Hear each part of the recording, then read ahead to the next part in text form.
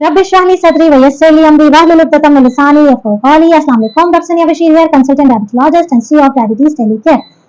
कैसे आप सब लोग? आज से एक सीरीज का आगाज होने जा रहा है और उसमें सबसे पहला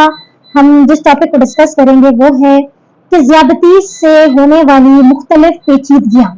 जाहिर है हम हर वक्त ये बात करते हैं कि डायबिटीज़ के साथ एक हेल्दी लाइफ कैसे गुजारी जा सकती है, उससे मुतालिक हम हर चीज़ ऑलरेडी अपने चैनल पे बहुत सारी वीडियोस अपलोड कर चुके हैं।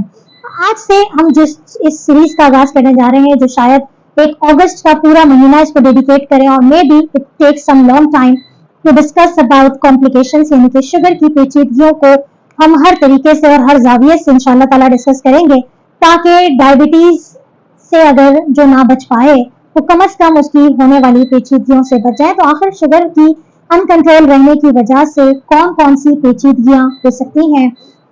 उसका आज हम ओवरव्यू लेंगे और इंशाल्लाह ताला आने वाली तमाम वीडियोस में हम मुख्तलिफ पेचीदगियों को तफसील से डिस्कस करेंगे। इस वीडियो को एंड तक जरूर देखिएगा, चैनल को सब्सक्राइब करना मत भूलिए। यकीनन ये बात और ये एक अलमिया है और हम तमाम लोगों के लिए एक चैलेंज है कि हम डायबिटीज से जितना हो सकता है बचाने की मुहिम पे काम करें और हम करते हैं, कर रहे हैं। लेकिन उसके साथ साथ आज हम जरूर इस बात से भी हम उन लोगों को भी टारगेट करना चाहते हैं जो अपनी डायबिटीज को सीरियस नहीं लेते या अपने आप पे या अपनी सेहत की परवाह नहीं करते और अपनी बढ़ती हुई शुगर से फिक्रमंद नहीं होते। तो जी हाँ, इस बारे में फिक्रमंद होना बहुत जरूरी है, क्योंकि अगर डायबिटीज को कंट्रोल ना किया गया तो मुख्तलिफ पेचीदगियां सामने आ सकती हैं। और वो पेचीदगियां किस तरीके से होती हैं, ये बात याद रखें कि देखें, हमारे जिस्म में शरियानों का और नसों का जाल बिछा हुआ है, यानी कि जिसे आम अल्फाज में हम ये कहते हैं कि हमारी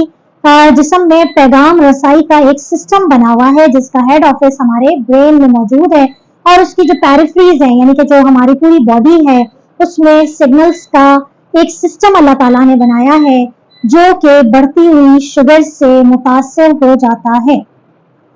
बढ़ती हुई शुगर इन शरियानों को जिस तरीके से मुतासर करती है, उसमें छोटी शरियानें होती हैं और बड़ी शरियानें होती हैं। बड़ी शरियानें वो होती हैं जो डायरेक्ट दिल के साथ जिनका कनेक्शन होता है, और छोटी शरियानें वो होती हैं जो कि बड़ी शरियानों के साथ कनेक्टेड होती हैं। तो अमूमी तौर पे हम जो डायबिटीज यानी कि ज़ियादतीज़ की जो पेचीदगियां हैं, उनको दो हिस्सों में डिवाइड करते हैं। एक होती है माइक्रोवेस्कुलर यानी कि छोटी शरियानों की पेचीदगी, और एक होती है बड़ी शरियानों की पेचीदगी। छोटी शरियानों की पेचीदगी से अमूमन हमारी जो सबसे पहले कॉम्प्लिकेशन स्टार्ट होती है, क्योंकि ये शरियानें हमारी नसों को भी ब्लड सप्लाई करती हैं, खून की रसाई उन तक जाती है। जब भी हमारी नसें पैगाम रसाई का काम करती हैं, तो नसों की जो एनर्जी है वो इन्हीं शरियानों से, इन्हीं जो हमारी खून की जो रसाई होती है, जब वो शरियानों तक पहुंचती है तो शरियानें अपना काम करती हैं, जो नर्व्स अपना काम करती हैं, पैगाम रसाई का काम करती हैं। तो सबसे पहले जब शुगर मुतासर होती है तो अमूमी तौर पे छोटी शरियानें मुतासर होने की वजह से नसों का काम रुक जाता है, डिस्टर्ब हो जाता है, जिसे हम न्यूरोपैथी कहते हैं। और अमूमी तौर पे इसकी अलामात में हाथ पैर का सुन्न हो जाना होता है, पाँव में चूटियां चलने का एहसास होता है, पाँव के तलवों में जलन का एहसास होता है, जिसे हम न्यूरोपैथी कहते हैं। यही छोटी शरियानें हमारी आंखों के पीछे एक पूरा सिस्टम बना हुआ है जिससे हम देखने के काबिल होते हैं। हमारे जो लेंस है उसकी ब्लड सप्लाई मुतासर हो जाती है, जिसकी वजह से बढ़ती हुई शुगर उन लेंस को एक तरह से आम जबान में हम कहते हैं कि मोतिया उतर आता है, कैटरैक्ट हो जाता है, कि लेंस पे शुगर जो है उसकी कोटिंग आ जाती है और देखने में धुंधलाहट होने लगती है, जिसे हम रेटिनोपैथी कहते हैं, या सबसे पहले कॉम्प्लिकेशन मोतिया उतरने की सूरत में आती है। तो आंखें मुतासर हो गई, नसें मुतासर हो रही हैं। फिर इन्हीं माइक्रोवेस्कुलर यानी कि इन्हीं छोटी शरियानों के मुतासर होने से गुर्दे की ब्लड सप्लाई भी मुतासर होती है, गुर्दे भी डैमेज होना शुरू हो जाते हैं, और जिसे हम नेफ्रोपैथी कहते हैं, किडनी डिजीज कहते हैं। शुगर की वजह से गुर्दों के मसाइल का नाम दिया जाता है। इनको कैसे और क्या है इंशाल्लाह ताला तफसील से डिस्कस होगा। इसके बाद हम बात करते हैं बड़ी शरियानों का मसला, यानी कि मैक्रोवेस्कुलर कॉम्प्लिकेशंस, यानी कि दिल से निकलने वाली बड़ी बड़ी जो शरियानें, जिससे हमारी दिमाग की सप्लाई हो रही है, खून की सप्लाई हो रही है, हमारे पूरे जिस्म को, हमारे पाँव में जो पूरा एक खून की निजाम रसाई का जो मैकेनिज्म बना हुआ है वो मुतासर होने लगता है अगर शुगर्स कंट्रोल ना हुई। जिसकी वजह से खुदा न खास्ता दिल के अटैक, फालिज का अटैक, ये तमाम चीजें शामिल हैं। इसके अलावा पाँव में ब्लड सप्लाई ना होने की वजह से पाँव में मुसलसल दर्द का रहना, नाखून का खराब होना, गैंग्रीन हो जाना, नीला पड़ जाना, पाँव के रंगत में फर्क आना, जिसे हम अमूमी तौर पे डायबिटिक फुट कहते हैं। डायबिटिक फुट यानी कि पैरों की कॉम्प्लिकेशन का बहुत बड़ा ताल्लुक है मैक्रोवेस्कुलर में, और इसके अलावा माइक्रोवेस्कुलर कॉम्प्लिकेशन यानी कि जब छोटी शरियानें मुतासिर होकर नसों को मुतासिर करती हैं तो पहले कॉम्प्लिकेशन तो आती है नसें मुतासिर होने की वजह से, सुनपना होना, चोटियों का एहसास होना। लेकिन जब ये चीजें बढ़ जाती हैं और बड़ी शरियानें मुतासिर होती हैं तो हम जिसे कहते हैं पेरिफेरल आर्टीरियल डिजीज, जो मेडिकल से रिलेटेड लोग हैं उनको पता होगा कि पीएडी कहते हैं, जिसमें टांगों का मुसलसल दर्द होना, टांगों की ब्लड सप्लाई के मुतासिर होने की वजह से उसका कलर चेंज होना, नाखून मुतासिर होना,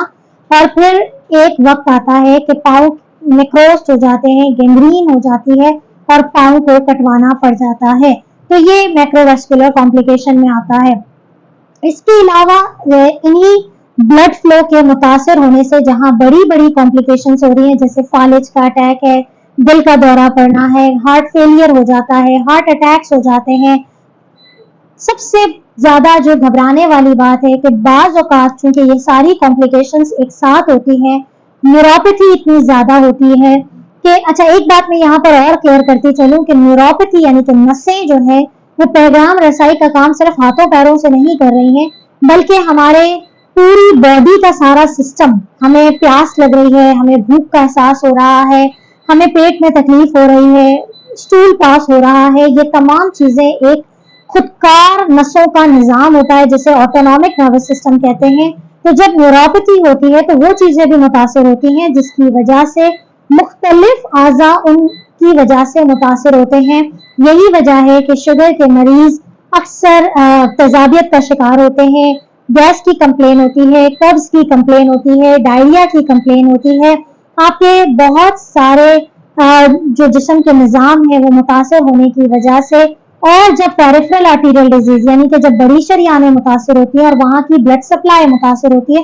तो मुख्तलिफ किस्म के इन्फेक्शंस होते हैं, जिसमें फंगल इन्फेक्शन, बैक्टीरियल इन्फेक्शन, मुख्तलिफ किस्म के बार बार रिपीटेड इन्फेक्शन होना और शुगर की वजह से उनका हीलअप ना होना, ये तमाम चीजें कॉम्प्लिकेशंस को मजीद बढ़ा देता है। इसके अलावा जिल्द पे होने वाले मुख्तलिफ किस्म के इन्फेक्शन, बालों में खुश्की का होना, जिस्म पे एक वाइट पैचेस का रहना, आंखों के गिर्द खुश्की का होना, ये तमाम चीजें बढ़ती शुगर अगर बढ़ी हुई है तो इसके साथ एसोसिएटेड हो सकती हैं। बताने का मकसद ये है कि बाज़ औक़ात पेशेंट ये डिस्क्रिमिनेट ही नहीं कर पाता, फर्क ही नहीं कर पाता कि उसे जो मामलात हो रहे हैं उसकी शुगर कंट्रोल ना होने की वजह से हो रहे हैं। बाज़ पेशेंट्स हमारे पास आते हैं कि डॉक्टर साहब शुगर तो चले बढ़ी हुई है लेकिन ये वाला मसला भी हो रहा है, स्किन पे मुसलसल इन्फेक्शंस निकल रहे हैं या बॉडी के डिफरेंट पार्ट्स में फंगल इन्फेक्शन हो रहे हैं। तो शुगर्स के ना कंट्रोल होने की वजह से ये तमाम सिलसिले स्टार्ट हो जाते हैं। इसके अलावा जैसे कि मैंने जिक्र किया कि आपकी न्यूरोपैथी हो रही है, नसें मुतासिर हो रही हैं, तो बाज़ औक़ात जब बहुत ज्यादा कॉम्प्लिकेशंस बढ़ जाती हैं तो सुनने में तकलीफ होना,